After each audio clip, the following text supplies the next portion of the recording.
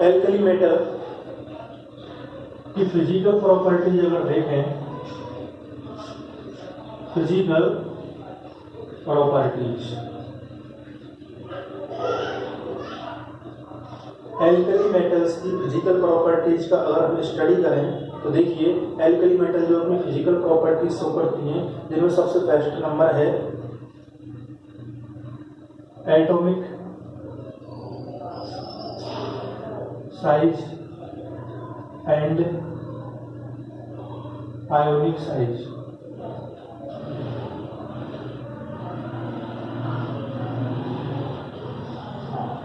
Atomic size तो alkali metal और alkali earth metal दोनों ग्रुप्स में टॉप से बॉटम मूव करने पर एटॉमिक साइज में इंक्रीमेंट होता है। तो ग्रुप नंबर फर्स्ट में जो मेटल है, ग्रुप फर्स्ट और ग्रुप सेकेंड, ग्रुप फर्स्ट में जो मेटल है lithium, sodium, potassium, lithium Li से रिप्रेजेंट करते हैं, सोडियम को Na से रिप्रेजेंट करते हैं, पोटेशियम को K से रिप्रेजेंट करते हैं, रुबेडियम Rb से रिप्रेजेंट करते हैं, सीजियम C और S से रिप्रेजेंट करते हैं। फर्स्ट लेटर कैपिटल, उसके बाद वाला स्मॉल। ये फर्स्ट ग्रुप की जो मेटल है ये अपना आयन फॉर्म करेगी, Li plus, Na plus, K plus, Rb plus, Cs plus. Second group की है मेटल, वो मेटल है बेरिलियम, मैग्नीशियम, कैल्शियम, स्ट्रोंशियम और barium. Barium, magnesium, calcium, strontium और बेरियम, ये सिंबॉलिक रिप्रेजेंटेशन है। बेरिलियम को बी से रिप्रेजेंट करते हैं, मैग्नीशियम को कैपिटल एम स्मॉल जी से रिप्रेजेंट करते हैं, कैल्शियम को सी ए से, स्ट्रोंशियम को एस आर और बेरियम को बी और ए से रिप्रेजेंट करते हैं। ये जो लिथियम है इसका एटॉमिक नंबर होता है थर्ड। पीरियड में जैसे मूव करेंगे एटॉमिक नंबर 1 से इंक्रीज करता है तो इसका 4 हो जाएगा। लिथियम में +8 ऐड कर दें तो आएगा 11। पीरियड में जाएंगे तो एटॉमिक नंबर 1 से इंक्रीज करेगा, इसको 12 एटॉमिक नंबर हो जाएगा। पोटेशियम फिर से +8 ऐड कर दें तो आएगा 19। लेफ्ट से राइट जाएंगे तो एटॉमिक नंबर 1 से इंक्रीज करता है, इसका 20 हो जाएगा। फिर 18 को ऐड करें तो एटॉमिक नंबर आएगा 37। लेफ्ट से राइट जाएंगे तो एटॉमिक नंबर हो जाएगा 38। फिर उसके बाद में सीजियम है, एटॉमिक नंबर 55, +18 ऐड कर दें फिर से और इधर 56। तो लिथियम से सोडियम पर गए तो प्लस ऐड इंक्रीज किया था, सोडियम से पोटेशियम पर गए तो +8 और पोटेशियम से रुबेडियम गए तो +18 ऐड किया था हमने, और रुबेडियम से सीजियम पर गए तो +18। इस तरह से मैजिक नंबर की हेल्प से हमने एटॉमिक नंबर जो है डिफाइन कर दिया है। ये अपने आयन फॉर्म करेंगे Be+2, क्योंकि alkaline earth metal 2 electron release करने के बाद में नोबल गैस का कॉन्फ़िगरेशन अचीव कर लेते हैं, इसलिए 2 इलेक्ट्रॉन निकल जाएंगे तो इलेक्ट्रॉन की कमी आ जाएगी +2 से। तो देखिए Mg+2, Ca+2, Sr+2, Ba+2। इस तरह से एटॉमिक फॉर्म और आयनिक फॉर्म है। और हमारा टॉपिक है एटॉमिक एंड आयनिक साइज। तो ग्रुप में डाउनवर्ड मूव करने पर एटॉमिक और आयनिक साइज दोनों भी इंक्रीमेंट करते हैं। तो इसलिए सबसे लार्जर साइज जो होगी वो सीजियम की होगी और सबसे स्मॉलर साइज किसकी होगी, लिथियम की। तो ये ऑर्डर हो जाएगा।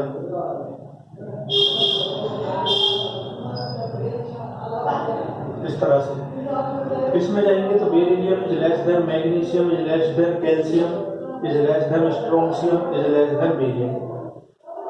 ये आयनिक की साइज हो जाएगी इस तरह से। तो डाउनवर्ड जाने पर आयोनिक और एटॉमिक साइज दोनों ही इंक्रीज करते हैं। क्यों इंक्रीज करते हैं? क्योंकि डाउनवर्ड जाने पर नंबर ऑफ सेल जो है वो इंक्रीज करते हैं, और जो एटॉमिक साइज है वो एटॉमिक साइज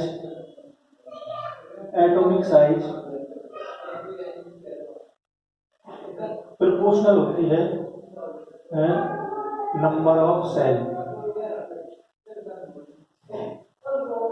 जिसको हम एन से रिप्रेजेंट करते हैं, नंबर ऑफ सेल या सेल नंबर से। तो सेल नंबर इंक्रीज करता है ग्रुप में, और ग्रुप में सेल नंबर इंक्रीज करेगा तो एटॉमिक साइज बढ़ेगा, और एटॉमिक साइज बढ़ेगा और आयनिक साइज भी बढ़ेगा। तो ये तो रहा पॉइंट एटॉमिक साइज और आयोनिक साइज। नेक्स्ट स्टडी करते हैं। नेक्स्ट फिजिकल प्रॉपर्टीज में कौन आएगा? नेक्स्ट फिजिकल प्रॉपर्टीज में कौन आएगा? Ionisation energy. Next physical properties में आयोनाइजेशन एनर्जी है।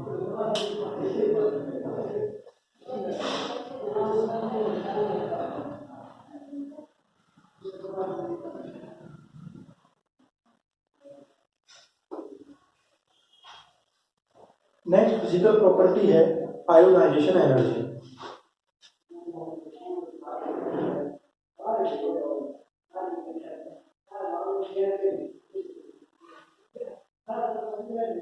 आयोनाइजेशन एनर्जी बात करें एटॉमिक साइज की, तो डाउनवर्ड जाने पर एटॉमिक साइज जो है वो इंक्रीज करती है, तो आयोनाइजेशन एनर्जी ग्रुप में डाउनवर्ड जाने पर डिक्रीज करती है। Means ionisation energy inversely proportional हो जाएगा एटॉमिक साइज की। एटॉमिक साइज ग्रुप में डाउनवर्ड मूव करने पर इंक्रीज करती है, इसलिए आयोनाइजेशन एनर्जी कम हो जाएगी। आयोनाइजेशन एनर्जी कम हो जाएगी, और आयोनाइजेशन एनर्जी सबसे ज्यादा जो होगी ग्रुप फर्स्ट में एल्कली मेटल में वो लिथियम की होगी, ग्रुप सेकंड में एल्कलाइन अर्थ मेटल में बेरिलियम की होगी, और सबसे कम किसकी होगी? ग्रुप फर्स्ट में सीजियम की, और ग्रुप सेकंड में बेरियम की।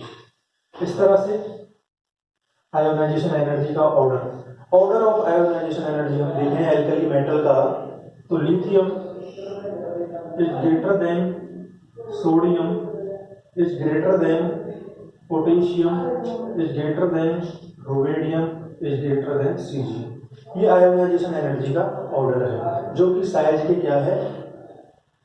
अपोजिट है। साइज में इंक्रीमेंट होगा तो आयोनाइजेशन एनर्जी हो जाएगी कम। एल्कलाइन अर्थ मेटल जो है उनका भी देख लेते हैं ऑर्डर। तो बेरिलियम इज ग्रेटर देन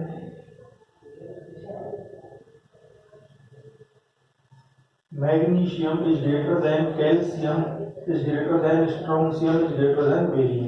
ठीक है, ये वाली चीज, ये आयोनाइजेशन एनर्जी का ऑर्डर हो गया। आयोनाइजेशन एनर्जी बोलते हैं, आयोनाइजेशन पोटेंशियल बोलते हैं, है ना। तो आयोनाइजेशन एनर्जी किस पर डिपेंड कर रहा है? Atomic size. अगर इंक्रीज करेगी तो आयोनाइजेशन एनर्जी हो जाएगी कम। मीन्स वैलेंस सेल से इलेक्ट्रॉन को रिमूव करने के लिए जो एनर्जी की रिक्वायरमेंट होती है उसे बोलते हैं आयोनाइजेशन एनर्जी। अगर बैलेंस सेल से इलेक्ट्रॉन निकालने के लिए एनर्जी अगर लार्जर देनी पड़ेगी तो उसकी आयोनाइजेशन एनर्जी हो जाएगी लार्जर। और बैलेंस सेल से इलेक्ट्रॉन इजीली निकल के आ जाएगा तो इसका मतलब उसकी आयोनाइजेशन एनर्जी हो जाएगी कम। और बैलेंस सेल से इलेक्ट्रॉन इजीली किसका निकल के आ जाता है? जिसकी लार्जर साइज होती है, क्योंकि उस पर लार्जर साइज जिसकी होती है उसमें आउटर मोस्ट सेल में जो इलेक्ट्रॉन है वैलेंस सेल में, उस पर न्यूक्लियस का जो अट्रैक्शन होता है वो वीक अट्रैक्शन होता है, और अट्रैक्शन वीक है इसलिए लोअर एनर्जी से ही इलेक्ट्रॉन जो है वो बाहर निकल के आ जाएगा और एटम हो जाएगा आयोनाइज। इसी को बोलते हैं आयोनाइजेशन एनर्जी।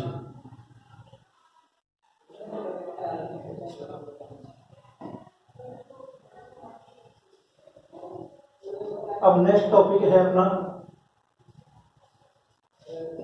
नेक्स्ट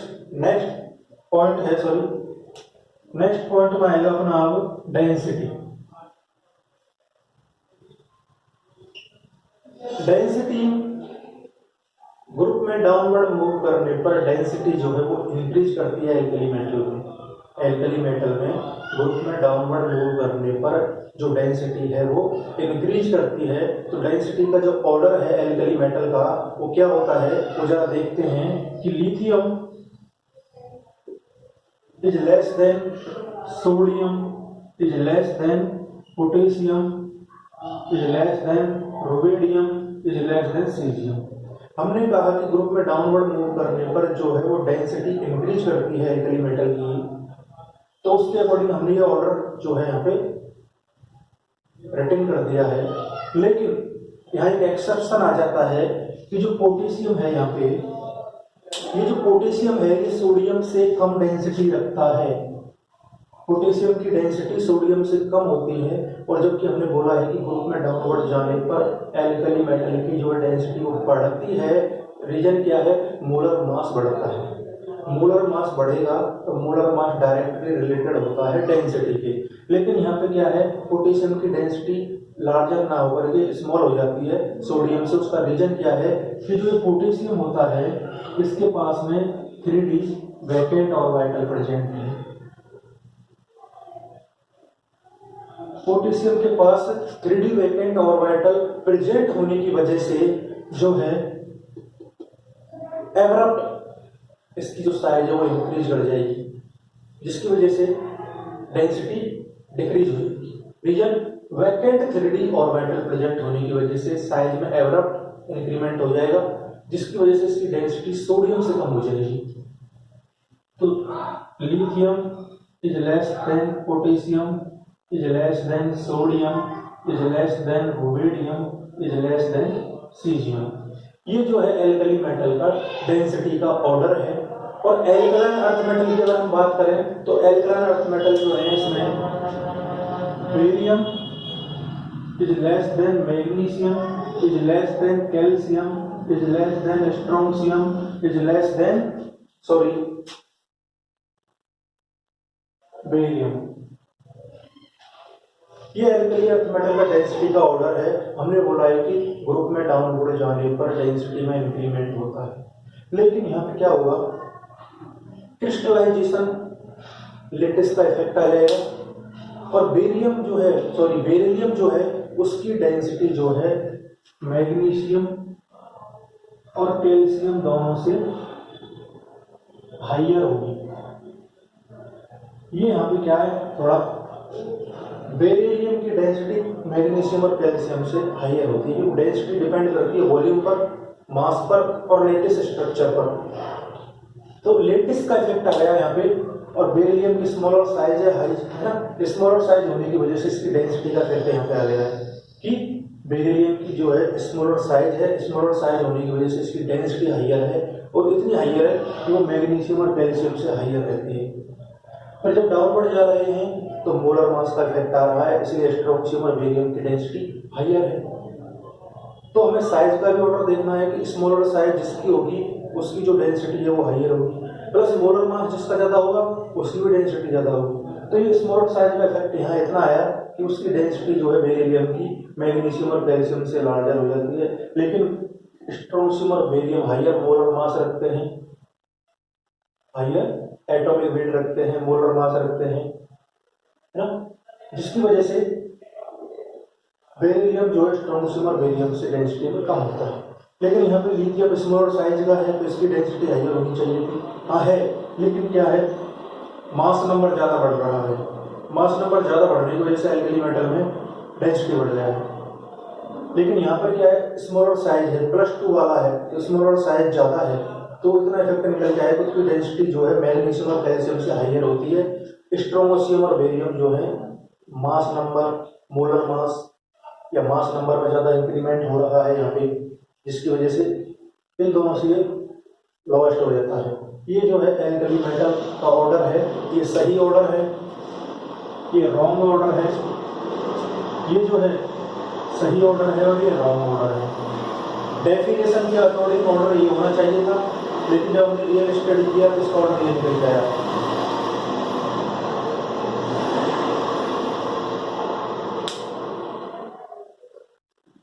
अब नेक्स्ट देखते हैं डेंसिटी के बाद में।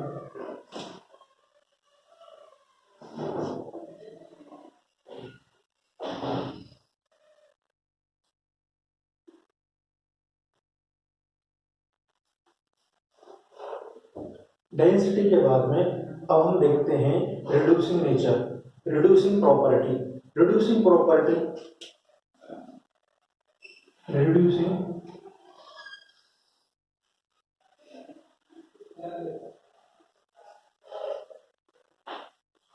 रिड्यूसिंग प्रॉपर्टी की अगर हम बात करें तो ग्रुप में डाउन हो जाने पर रिड्यूसिंग प्रॉपर्टी जो है वो इंक्रीज करती है।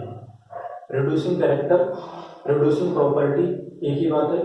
ग्रुप में डाउन हो जाने पर रिड्यूसिंग कैरेक्टर जो है वो इंक्रीज करता है, और रिड्यूसिंग कैरेक्टर जो है वो डिपेंड करेगा रिड्यूसिंग प्रॉपर्टी या रिड्यूसिंग नेचर। ग्रुप में डाउन हो जाने पर रिड्यूसिंग प्रॉपर्टी या रिड्यूसिंग नेचर बढ़ती है। तो जो रिड्यूसिंग नेचर का ऑर्डर होना चाहिए था एल्कली मेटल का, वो होना चाहिए था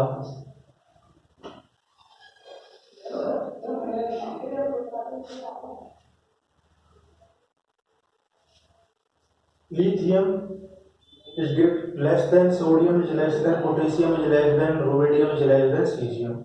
ये ऑर्डर होना चाहिए था रिड्यूसिंग नेचर का, जो हमने डेफिनेशन बताया है कि रिड्यूसिंग प्रॉपर्टी जो है डाउनवर्ड जाने पर इंक्रीज होती है। रीजन क्या है? इलेक्ट्रोपॉजिटिव कैरेक्टर बढ़ता है। जो अच्छा इलेक्ट्रोपॉजिटिव कैरेक्टर रखता है वो अच्छा रिड्यूसिंग एजेंट होता है। तो अच्छा इलेक्ट्रोपॉजिटिव कैरेक्टर कौन रखता है? जिसकी आयोनाइजेशन एनर्जी कम होती है। आयोनाइजेशन एनर्जी किसकी कम होती है? जिसकी लार्जर साइज होती है। लार्जर साइज किसकी होती है? ग्रुप में सबसे जो डाउन होता है। तो इसलिए सीजियम को अच्छा रिड्यूसिंग नेचर शो करना चाहिए था, लेकिन यहाँ एक्सेप्शन आ जाता है कि लिथियम जो है हाइड्रेशन एनर्जी की वजह से, लिथियम की हाइड्रेशन एनर्जी, लिथियम जो है इस पर आ जाता है hydration energy. Hydration energy, hydration energy का इफेक्ट लिथियम पर आ जाता है, जिसकी वजह से लिथियम सबसे अच्छा रिड्यूसिंग नेचर वाला जो है एलिमेंट हो जाता है अपने ग्रुप में। तो sodium is less than potassium is less than rubidium is less than caesium is less than, ये एक्सेप्शन केस आ गया है। इसलिए ये सही है ऑर्डर, ये रॉन्ग ऑर्डर है। डेफिनेशन के अकॉर्डिंग ये ऑर्डर है, जो रीजन ऑर्डर क्या आता है ये रीजन क्या है? हाइड्रेशन की एनर्जी का इफेक्ट आ गया है। ड्यू टू हाइड्रेशन की एनर्जी, इसकी वजह से इलेक्ट्रॉन इजीली लूज कर देता है लिथियम।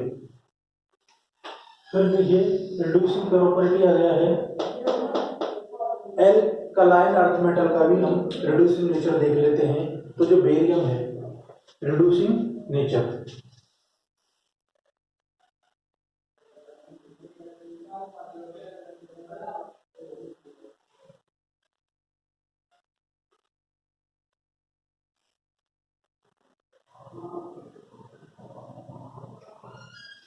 एल्कलाइन अर्थ मेटल में ऑर्डर में कोई चेंजेस नहीं आते हैं। डाउनवर्ड जाने पर जो है वो रिड्यूसिंग प्रॉपर्टी इंक्रीज कर रहा है। रिड्यूसिंग नेचर जो इजीली इलेक्ट्रॉन लूज कर दे, इलेक्ट्रोपॉजिटिव कैरेक्टर ज्यादा रखता हो, वही अच्छा रिड्यूसिंग एजेंट होता है और वही अच्छी रिड्यूसिंग नेचर रखता है। तो ये ऑर्डर आया एल्कलाइन अर्थ मेटल का ऑर्डर। ये एल्कली मेटल का ऑर्डर है, ये एल्कलाइन अर्थ मेटल का ऑर्डर है ग्रुप नंबर सेकंड के लिए। रिड्यूसिंग नेचर ग्रुप सेकंड और ये ग्रुप फर्स्ट। इस तरह से रिड्यूसिंग नेचर जो है वो क्या हुआ? जो इलेक्ट्रॉन इजीली लूज कर दे वो अच्छा इलेक्ट्रोपॉजिटिव होगा। अच्छा इलेक्ट्रोपॉजिटिव कौन होगा? जिसकी आयोनाइजेशन एनर्जी स्मॉलर होगी। आयोनाइजेशन एनर्जी किसकी स्मॉलर होगी? जिसकी लार्जर साइज होगी। और लार्जर साइज किसकी होगी? जो ग्रुप में सबसे डाउनवर्ड होगा। लेकिन यहाँ लिथियम पर हाइड्रेशन एनर्जी का इफेक्ट आ गया, जिसकी वजह से वो अपनी रिड्यूसिंग प्रॉपर्टी ग्रुप में सबसे हाईएस्ट रखता है। ये एक्सेप्शन है इसमें।